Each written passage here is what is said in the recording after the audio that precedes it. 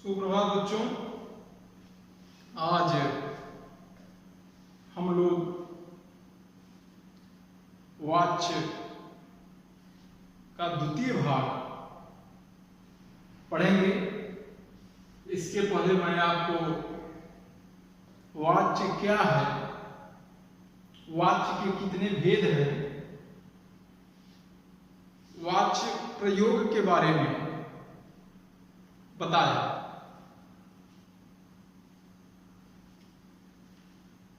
वाच्य प्रयोग तीन स्थितियों में होता है: कर्तन, कर्मण, भावे। और जो वाच्य का भेद है वह तीन है: कर्तृवाच्य, कर्मवाच्य, भाववाच्य। बच्चों, आज हम पाठ पढ़ चुके, पाठ के बारे में समझ चुके। अब हमें समझना इस बात, मुझे यह जानना जरूरी है कि वाच्य परिवर्तन किस प्रकार से हम करते हैं। परीक्षा में जो प्रश्न पूछे जाते हैं वे प्रश्न ऐसे होते हैं कि एक प्रश्न आपसे पूछ लिया गया, सीता नृत्य करती है, उसके बाद अब आपसे पूछ लिया जाएगा कि आप यह बताइए कि इसको आप कर्मवाच्य में परिवर्तित कीजिए, या राम दौड़ता है इसको आप भाववाच्य में परिवर्तित कीजिए, या मैं कहूंगा कि भाववाच्य का कोई एक उदाहरण लिखिए, कर्मवाच्य का कोई एक उदाहरण लिखिए। तो सबसे पहले बच्चों, आज हम आपको वाच्य परिवर्तन नियम के अंतर्गत देखिए बताएंगे कि कर्तृवाच्य से कर्मवाच्य बनाना। पहले कर्तृवाच्य के बारे में मैंने आपको बता दिया कि कर्तृवाच्य है क्या। कर्तृवाच्य के अंतर्गत अकर्मक एवं सकर्मक दोनों क्रियाओं का प्रयोग होता है। और कर्तृवाच्य से हम कर्मवाच्य भी बना सकते हैं और भाववाच्य भी बना सकते हैं। कर्तृवाच्य में जो सकर्मक क्रियाएं होंगी उनको परिवर्तित करने के लिए आएगा बच्चों भाव। कर्मवाच्य में हम परिवर्तित कर देंगे, और जो अकर्मक क्रियाएं होंगी, सकर्मक क्रियाएं जो होंगी उनको हम कर्मवाच्य में परिवर्तित कर सकते हैं, और जो अकर्मक क्रियाएं होंगी उनको हम भाववाच्य में परिवर्तित कर सकते हैं।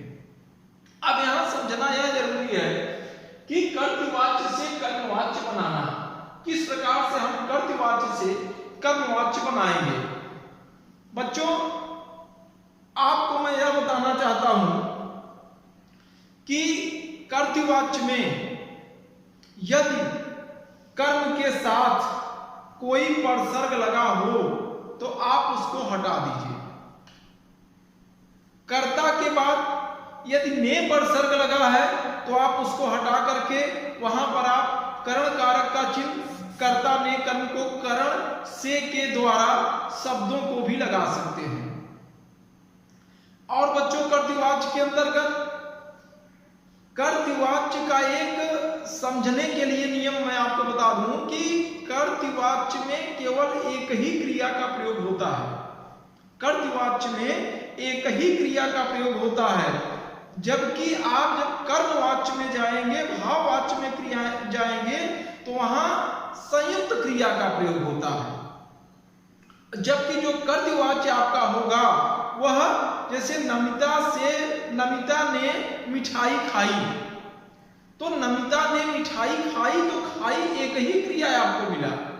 जबकि जब इसी को हम कर्मवाच्य में, जब इसी को हम भाववाच्य में परिवर्तित करेंगे तो इसके अंतर्गत संयुक्त क्रिया का प्रयोग होगा। दूसरी बात, कर्तृवाच्य से कर्मवाच्य बनाने के लिए कर्तृवाच्य की मुख्य क्रिया को सामान्य भूतकाल में परिवर्तित किया जाता है। बच्चों देखिए, यह पॉइंट जानना बहुत ही जरूरी है। इसी के आधार पर हम कर्तृवाच्य से कर्मवाच्य बना सकते हैं। सबसे पहले हम क्या करेंगे कि कर्तृवाच्य की जो मुख्य क्रिया होगी, जिसको मैंने आपको बताया कि केवल एक ही क्रिया का इसमें प्रयोग होगा, उसको हम सामान्य भूतकाल में परिवर्तित कर देंगे। दूसरी क्या करेंगे कि इसमें जो जाना क्रिया का जिस काल, पुरुष, वचन और लिंग के अनुसार ही जो रूप होगा उसे जोड़कर हम साधारण क्रिया संयुक्त क्रिया में बदल देंगे। अभी तक जो एक आपका साधारण क्रिया था कि नमिता ने मिठाई खाई, अब उसको हम संयुक्त क्रिया में परिवर्तित कर देंगे और जाना का जो भी लिंग वचन होगा उसी के अनुसार हम क्रिया का प्रयोग करेंगे। अब बच्चों समझने के लिए जो आवश्यकता यह है कि अब हम उदाहरण के माध्यम से समझते हैं। जैसे सीता नृत्य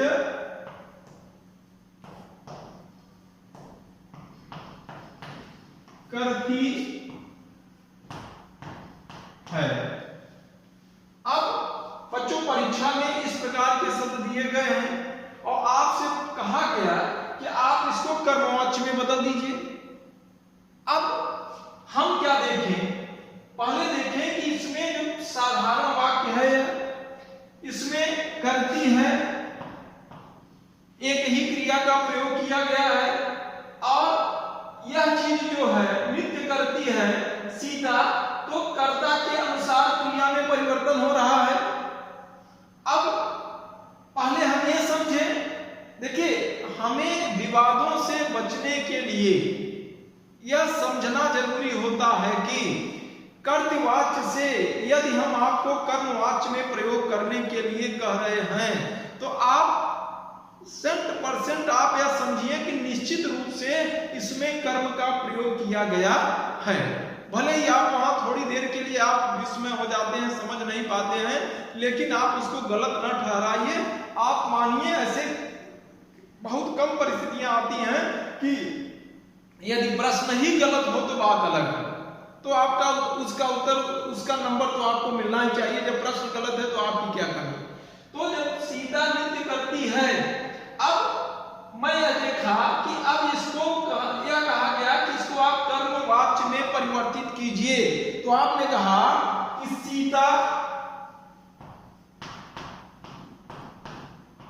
अब नियम पर चलते हैं कि कर्ता के बाद मैं पहले ही बताया कि से के द्वारा शब्दों का हम प्रयोग करते हैं।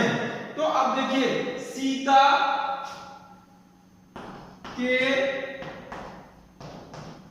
द्वारा नृत्य,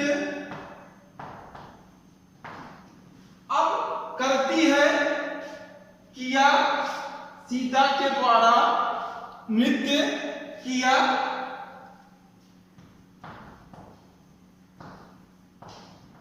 जाता है। अब देखिए बच्चों, मैं कंफ्यूज आप ना हो, समझने के लिए सीता के द्वारा, पहले तो मैंने इसमें के द्वारा जब लगा दिया तो जो क्रिया का रूप हमारा हुआ वह अब कर्म के अनुसार परिवर्तित हो रहा है। अब जो कर्ता की प्रधानता थी उसको मैं समाप्त कर दिया। अब हम कर्म के अनुसार कहेंगे तो अब इसमें क्या कहा गया है कि सामान्य भूतकाल में परिवर्तित हमें करना है। तो सीता नृत्य करती है, तो सीता के द्वारा नृत्य किया। अगर मैं इतना ही लिखूं कि सीता के द्वारा नृत्य किया तो यह बात पूरी तरह से सामान्य भूतकाल में परिवर्तित नहीं हुआ। तो जाना, तो जो जाना क्रिया हमें लगाना है तो हमें देखना है कि क्रिया का जो जाना रूप मैं लगाने जा रहा हूं उसमें काल पुरुष वचन देखे। तो मैं देखा कि सीता नृत्य करती है, तो करती है तो मुझे वर्तमान काल लगा क्या है भी, तो आपने कहा सीता के द्वारा नृत्य किया जाता है। इसी के अनुरूप ही मैं इस क्रिया का प्रयोग यहां किया। अब देखिए बच्चों, अब इसमें देखिए संयुक्त क्रिया क्या होता है, जिसमें दो या दो से अधिक क्रियाओं का प्रयोग किया जाता है। तो यहाँ यह बात स्पष्ट हो जाती है कि नृत्य किया जाता है, इसमें दो या दो से अधिक क्रियाओं का प्रयोग किया गया है। से के द्वारा या के द्वारा इसमें जोड़ दिया गया है। ऐसी स्थितियां जो कर्मवाच्य का प्रयोग हुआ। अब देखिए दूसरा उदाहरण,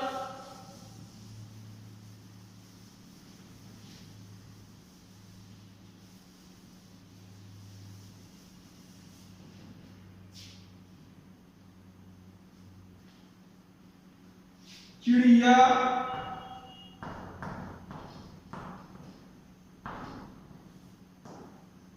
आकाश में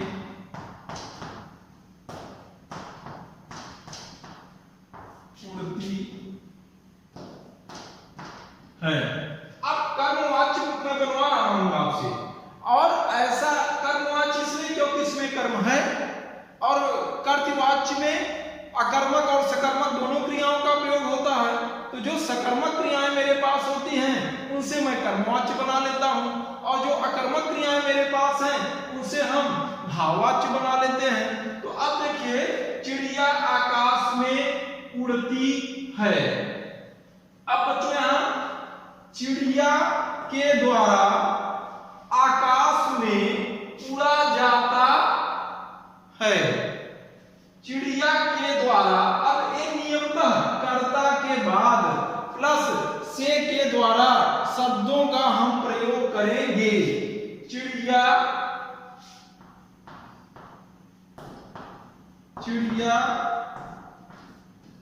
के द्वारा, अब कर्ता के बाद कर्ता प्लस से के द्वारा चिड़िया के द्वारा आकाश में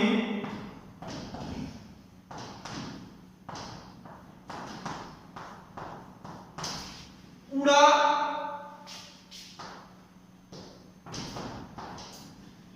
जाता है। अब उड़ा जाता है, अब हम इसी के अनुसार हम वचन लिंग का प्रयोग करेंगे। चिड़िया के द्वारा आकाश में उड़ा जाता है।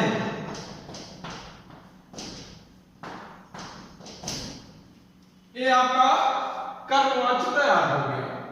बहुत ही सरल है, थोड़ा समझने की आवश्यकता है। कुछ ही शब्द ऐसे आ जाते हैं बच्चों कि जो कहीं न कहीं कंफ्यूज आप हो जाते हैं, लेकिन मैं बताया ना आपको, विवादों से बचने के लिए हम अपने दिमाग में कॉन्सेप्ट में इस बात को हम रख लें कि यदि कर्मवाच्य में कहा जा रहा है बदलने के लिए, तो निश्चित रूप से हम भले ही न समझ पा रहे हो, लेकिन इसमें कर्म का प्रयोग किया गया है।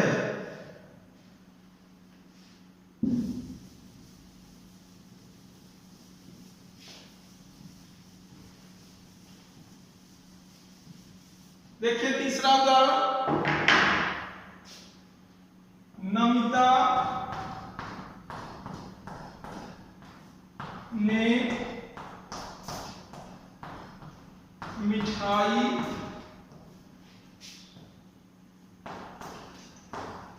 खाई। अब सबसे पहले नियम पर आइए, आपने कर्ता का जो कारक चिन्ह है, ये तो है ही कर्ता का कारक चिन्ह, पहले इसको मैंने हटा दिया। नमिता से मिठाई, अब खाई, जब खाई हो गया तो अब इसी के अनुरूप हमें क्रिया लिखना है। तो नमिता से मिठाई खाई गई। नमिता से मिठाई खाई जाती है नहीं, क्योंकि इसी के अनुरूप हमको काल पुरुष वचन, देखिए अगर भूतकाल में आप लिखते नमिता से मिठाई खाई तो हम भूतकाल में तो परिवर्तित कर दिए इसको सामान्य भूतकाल में, लेकिन यह स्पष्ट नहीं हुआ।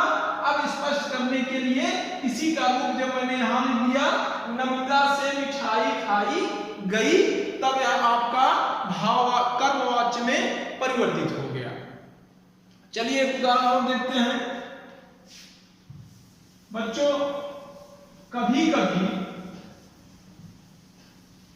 कुछ उदाहरण में आप से पर वाक्य बन ही नहीं पाता। तो ऐसी स्थिति में हम क्या करें? बोर्ड की परीक्षा में भी ये प्रश्न पूछा गया। तो ऐसी स्थिति में हम को लगा देते हैं, कर्ता के बाद को लगा करके हम सेंटेंस बना लेते हैं। जैसे उदाहरण देखिए, तानसेन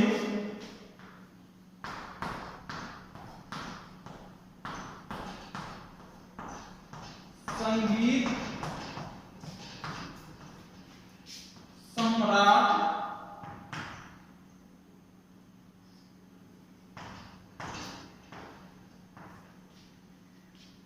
कहे जाते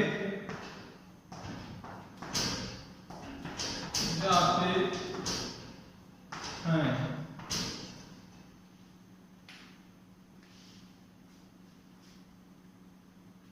अब तानसेन संगीत सम्राट कहे जाते हैं। बच्चों अब हम लगाते हैं कर्ता के बाद देखिए कर्म है, इसमें कर्म तो दिख रहा है। क्या कहे जाते हैं? संगीत सम्राट कहे जाते हैं। और नियम के तौर पे यदि हम चले तो हम यह कहेंगे कि तानसेन के द्वारा संगीत सम्राट कहे जाते हैं। कोई अर्थ ही नहीं निकला।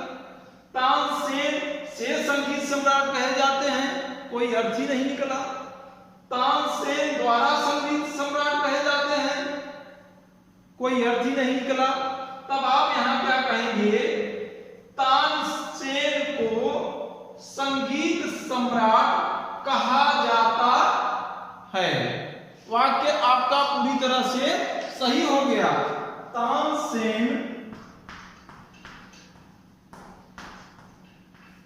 को, अब यहां को संगीत सम्राट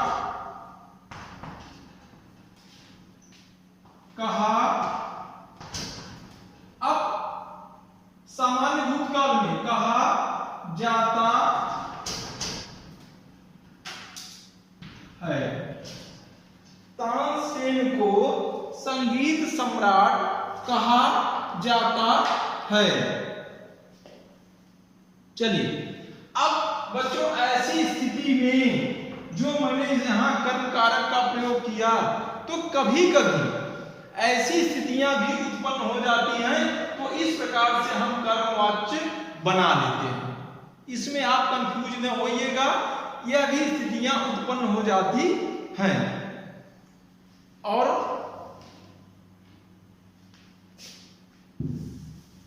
कुछ शब्द ऐसे होते हैं बच्चों जिसमें कर्ता की आवश्यकता ही नहीं होती। ऐसे वाक्य भी कर्मवाच्य के अंतर्गत ही आते हैं।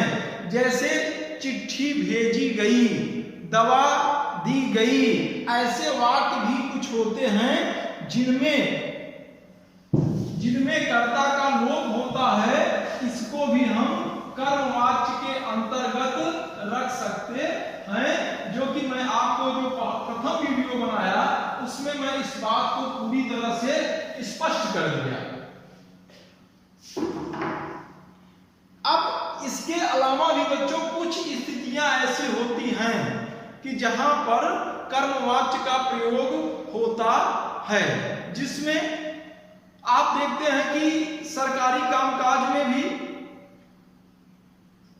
भी कर्मवाच्य का प्रयोग होता है। कर्ता यदि दिख नहीं रहा है, कर्म के अनुसार क्रिया का परिवर्तन हुआ है। जैसे चोर पकड़ा गया, तो ऐसी स्थितियां में जो कर्ता होगा वो डेड है, लेकिन निश्चित रूप से आप मान के चलिए उसमें है, वो स्पष्ट नहीं हो रहा है। ऐसे जगह भी कर्मवाच्य का प्रयोग होता है। काम स्वयं जब उत्पन्न हो, अपने आप काम हो जाता है, ऐसी स्थितियों में भी कर्मवाच्य का प्रयोग होता है। जैसे घुंघरू टूट गए, जबान फिसल गई, चश्मा खो गया, या अपनी असमर्थता जब हम व्यक्त करते हैं, ऐसे जगह भी कर्मवाच्य का प्रयोग होता है। कक्षा देर से नहीं ले पाऊंगा, यहां मैंने अपनी असमर्थता व्यक्त किया। अब और भूख नहीं सही जाती। बच्चों यहां एक बात मैं आपको बता देना चाहता हूं, मैं भाववाच्य जब आपको बताऊंगा तो उसमें भी इस सेंटेंस का मैं प्रयोग करूंगा कि जहां असमर्थता व्यक्त की जाती है वहां पर भाववाच्य का प्रयोग होता है। लेकिन दोनों स्थितियों में बच्चों मैं आपको बता देना चाहता हूं, यदि असमर्थता कर्मवाच्य और भाववाच्य दोनों में है, लेकिन अंतर बस इतना है कि कर्मवाच्य में कर्म दिखता रहेगा और भाववाच्य में कर्म दिखता नहीं रहेगा। दोनों में अंतर यही नहीं है। बस बच्चों अब आइए हम चलते हैं अपने दूसरे भाग की तरफ। दूसरा भेद जो मेरा है कर्तवाच्य से भाववाच्य बनाना। आपको मैंने बताया पहले कर्तवाच्य से कर्मवाच्य बनाना। अब जैसे मैंने आपको बताया ऐसे कर्मवाच्य से आप कर्तवाच्य का भी प्रयोग कर सकते हैं। जो नियम आपने लगाया उसको हटा देंगे, सामान्य कर्तरी का आप प्रयोग कर दीजिए, आपका कर्तवाच्य हो गया। अब जो दूसरा है कर्तवाच्य से भाववाच्य बनाना, बच्चों इसके कुछ नियम हैं, नियम भी जानने जरूरी हैं। इसमें क्रिया भाव के अनुरूप रहती है। इसमें कर्ता कर्म के अनुरूप क्रिया नहीं होती, बल्कि इसमें क्रिया भाव के अनुरूप रहती है, कर्ता एवं कर्म के अनुसार नहीं। दूसरी बात बच्चों इसमें क्या है, क्रिया सदैव एक वचन पुल्लिंग और अन्य पुरुष में रहती है। जैसे मैंने एक उदाहरण इसमें आपको ज्यादा ध्यान देने के लिए कहा, वैसे कर्तवाच्य से कर्मवाच्य बनाते समय मैं आपको कहूंगा कि इस पर भी ध्यान देना जरूरी है। क्रिया सदैव एक वचन में पुल्लिंग और अन्य पुरुष में रहती है। और तीसरी बात, और बाकी जो नियम है वह सब पूरा का पूरा कर्मवाच्य की तरह ही होगा, से के द्वारा इन सब शब्दों का प्रयोग किया ही जाएगा। और चौथी बात है बच्चों, इसमें क्या है कि कहीं कहीं से के द्वारा या द्वारा इन शब्दों के प्रयोग में जो भाववाच्य के शब्द निकलते हैं, ज्यादा से ज्यादा आप यह कह सकते हैं कि जहां असमर्थता व्यक्त हो, जहां मुझसे चला नहीं जाता, ऐसे शब्दों का जहां प्रयोग हो, मैं चल नहीं सकता, जहां असमर्थता व्यक्त हो वहां अक्सर के द्वारा न होकर से का हम प्रयोग करते हैं। मैं चल नहीं सकता, मुझसे चला नहीं जाता, ऐसे शब्दों का प्रयोग हम करते हैं। आइए अब इसका भी कुछ उदाहरण हम देखें जिससे कि हम पूरी तरह से स्पष्ट हो जाए।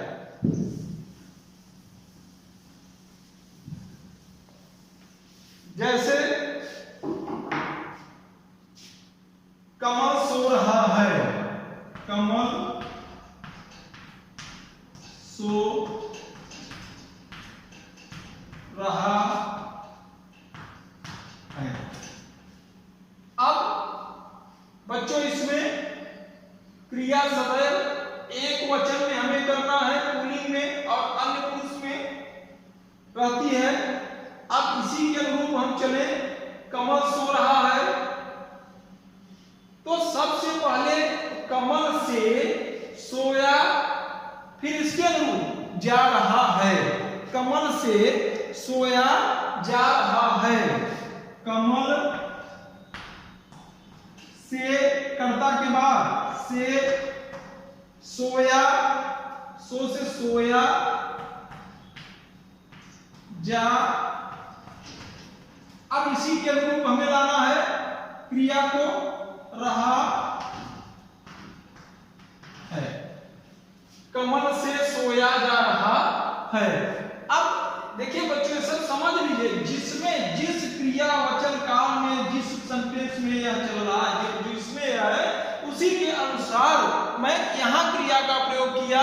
ऐसे के द्वारा तो आप समझ ही रहे हैं, बाकी यहाँ पर आप देखिए कि जिस पुरुष वचन में है उसी के अनुसार हम इसको भाववाच्य में परिवर्तित कर रहे हैं। चलिए दूसरा उदाहरण देखिए।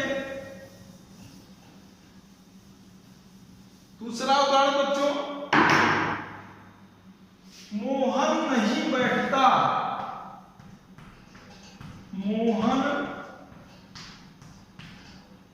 नहीं बैठता। अब मोहन से नहीं बैठा जाता, बैठता तो बैठा जाता। मोहन से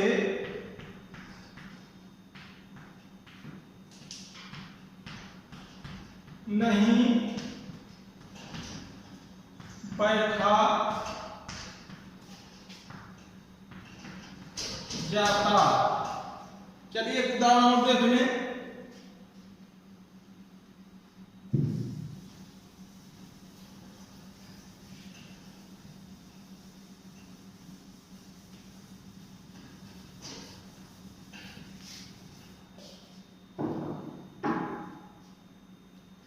जैसे है मैं गा नहीं सकता, मैं गा नहीं सकता। अब मैं सर्वनाम की जगह मैं मुझसे गाया नहीं जा सकता, मुझसे गाया नहीं जा सकता, या मुझसे गाया नहीं जाता, मुझसे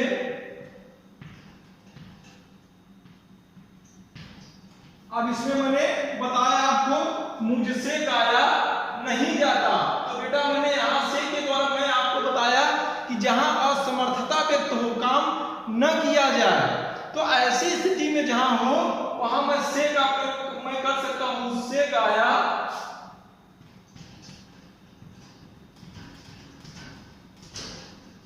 नहीं जाता।